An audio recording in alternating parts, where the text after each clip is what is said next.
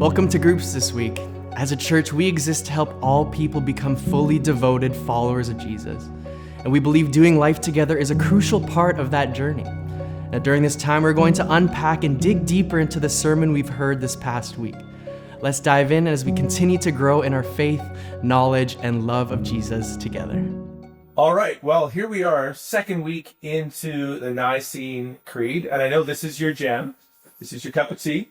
This is your, I don't know, your breakfast, I guess, tea and jam. Yeah. So we've moved to the second stanza of the Nicene Creed, which begins with, we believe in one Lord Jesus Christ. Mm-hmm. So we're not going to go line by line because that'll take a while. But what's the significance of even just that phrase? Well, I mean, because we can read things like, as Christians, we can read that pretty quick.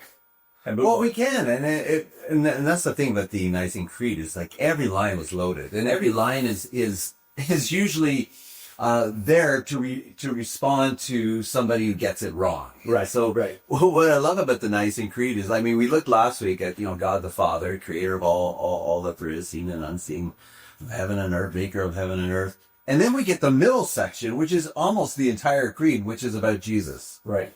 Which says a bunch of things. One is in the Council of Nicaea that there is a big challenge to the person and work of Jesus, and we know it's coming from this fellow named Arius. Mm-hmm. The other thing is just at the center of the Christian faith is Christ, mm-hmm. and that's something that we often forget, because if you ended up just with the first part, if you're a Muslim, if you're a devout Jew, I mean, you could all agree on that. Yeah. That God exists and that He's the creator. It's when you get to the J word that people get a little twitchy. Right. Yeah. And so we get the middle section, which is all about Jesus and who He is and what He does. Mm. And it is loaded. Mm. It is so loaded. And I always say this, that in the early church, in New Testament times in particular, no good monotheistic Jew is going to say, hey, you know how we believe that God is one, the Shema. Well, what if we say God is one, but He's three? Like, let's kind of come up with this really interesting idea. Yeah.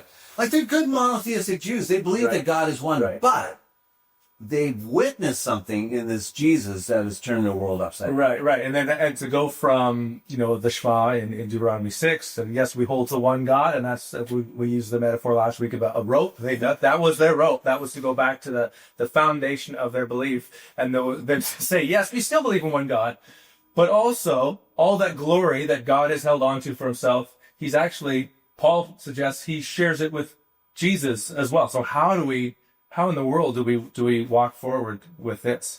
But I know in my study for it, I was reflecting even on that simple phrase, Lord Jesus Christ. So to call Jesus Lord, what does that mean? And that's a title throughout the Old Testament that is meant only for Yahweh. And to call Him Christ implies anointed. This is part of God's plan. So that Jesus was not a new idea, which I've often heard preached. There was trouble, so Jesus had to come in. No, Jesus was always part of God's plan. It's a continuation of the same story, and implies that God has been at work throughout history. And and even the name Jesus, which we go by so quickly, Yahweh saves or is salvation, not a type of salvation. He is salvation. He's the one who rescues us. Yeah, which makes life awkward, because all of a sudden you have to realize, why do I need to be rescued? Yeah. So then you have to unpack that. The other thing about Lord, which is interesting, is there are people at that time, even in the 4th century, who love the name Lord, and they're all the Caesars, right? They're all the emperors, and so you had a lot of emperors getting into the whole God game, saying, hey, I want you to call me, Kaiser et Curious, Caesar is Lord. Yeah, King of Kings, Lord of Lords. Yeah, and so you have the early church saying, no, there's one Lord, and it ain't you, Caesar. Yeah. It's Jesus. Yeah. So it's actually a kind of a political pushback in some ways too. Yeah, one of the things I've noticed, and maybe we'll kind of do this. There's no word used by accident. No. In the Greek. No, there's no extra words. Yeah, there's no extra words, and so some people, as they listen to us preach, or they quote the creed as we do it together in church, they're about like, why is it so worry.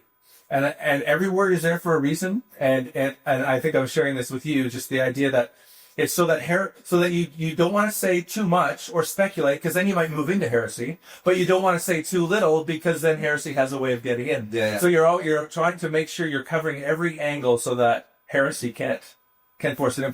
But not too much. And that would be a fun thing in your smaller groups, is to go through and just say, why are these words there? Yeah. All right. Well, enjoy the fire hose. Have a great discussion in your group. Hope you enjoyed the teaching today. If you're wanting to follow along with the community group's discussion guide with your group, you can head to cachurch.ca/media, where you can find the discussion guide. Not only are there questions there related to the sermon, but there's also prayer prompts that relate to the passage or the topic that we were talking about, and practices that you can, on an individual level or a group level, begin integrating into your life to not only bring the knowledge into your mind, but to begin living it out.